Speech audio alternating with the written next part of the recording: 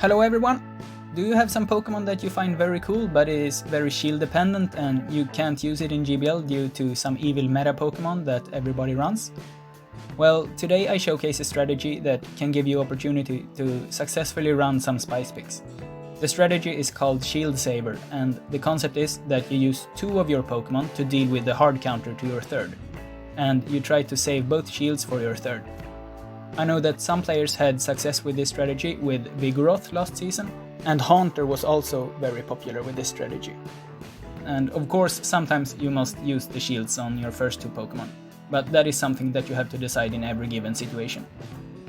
The team I'm going to use here is Tropius lead with Shadow Houndoom and Galarian Stunfisk in the back, where I switch into Galarian Stunfisk to bring out my opponent's azumarill, so that Houndoom doesn't need to face it, and then I save both shields for Houndoom so that it can sweep in the end. So let's start the run, and my first opponent is Ariboon, and he leads with Lantern. So this is an amazing lead for me, very lucky that I don't have to use any charge moves and I don't have to shield anything. Tropius is just a super hard counter to Lantern, and he switches into Skarmory, so now I can go to either Houndoom or Galarian Stunfisk. I choose Galarian Stunfisk just because I know that it can beat down Skarmory without using any shields on its own. And I just need to hit 3 of these rock slides to KO the Skarmory, and I won't have to shield. Even the Brave Bird doesn't even do half of the HP of Galarian Stunfisk. So now I have successfully completed the strategy by countering the hardest counter to Houndoom, which was Lantern in this game, and I haven't used any shields. So my Houndoom can just use all the shields, and at this point I will just let Houndoom fast move down both of my opponent's last 2 Pokemon. There is nothing that can defeat Houndoom in this situation. It resists the Shadow Claws from Haunter, and the Haunter is too glassy. My next game is against Kamko, and this is a very interesting game because he leads Tropius with Air Slash, so I am absolutely hard countered since my Razor Leafs are double resisted. So I switch in my Galarian Stunfisk and he counter switches with Defense Deoxys, and suddenly this matchup is very good. Even though my Tropius is hard countered by his, he will need to use both of his shields here to maintain switch advantage, and I'm not sure that he wants to do that. So probably I'm going to get my switch advantage here, since Galarian Stunfisk wins the 0-1 shield scenario. So now he has a lot of energy on his Tropius, and he did have an Azumarill in the back. So now my Tropius needs to deal with the Azumarill. I'm forced to shield here, because if my Tropius goes down, the Houndoom won't be able to farm down that much HP on the Azumarill. The bubbles are doing much more damage. But here comes the critical moment. I need to let this go through, because my only way of defeating his Tropius is by hitting a charge move, because he's very close to Leaf Blades. So I need to farm down the Azumarill and get to my own charge move, the Flamethrower. And keep in mind, this is not a regular Bastiodon Flamethrower. The Shadow Houndoom Flamethrower is in a league on its own, and it deals more than twice the damage of a Bastiodon Flamethrower. So luckily Houndoom was able to finish that game. Next up is a game against Roger Bone, which is game number 3 of the set, and he leads with Medicham.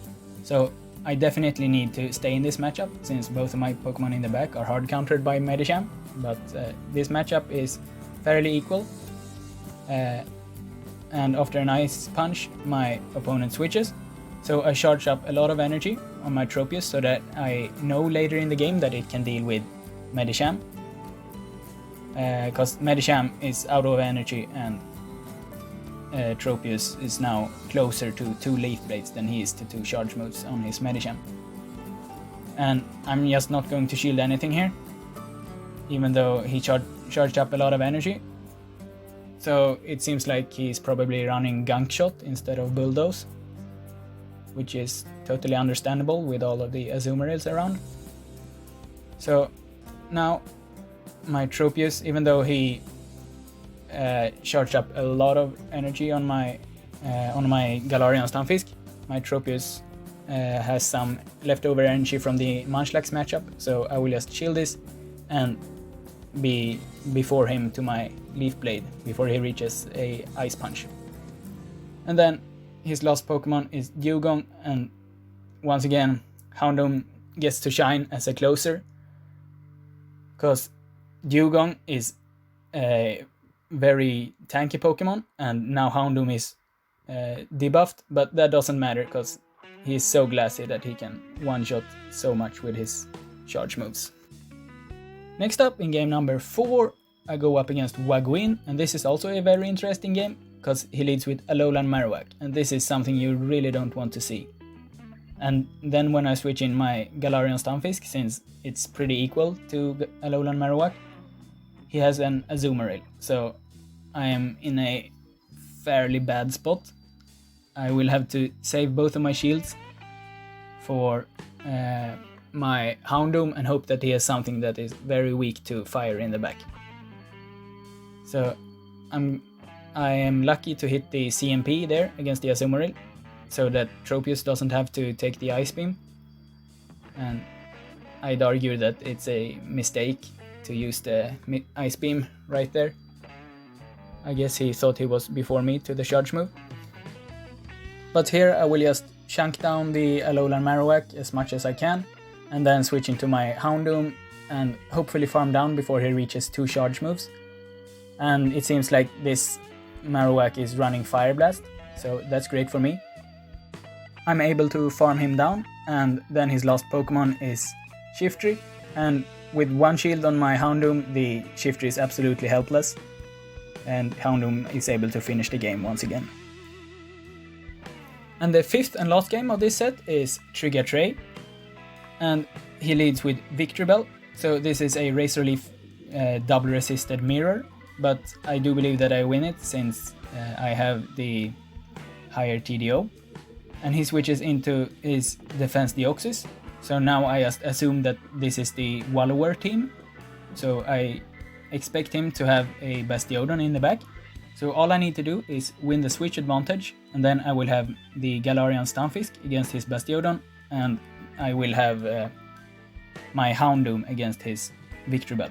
So when I win the switch advantage and see the Bastiodon, I know that it's over, because even though he had some energy advantage, he still needs to reach 2 flamethrowers against my Galarian Stunfisk, and I'm ready with the switch here to switch in my Houndoom and just eat up this Victreebel.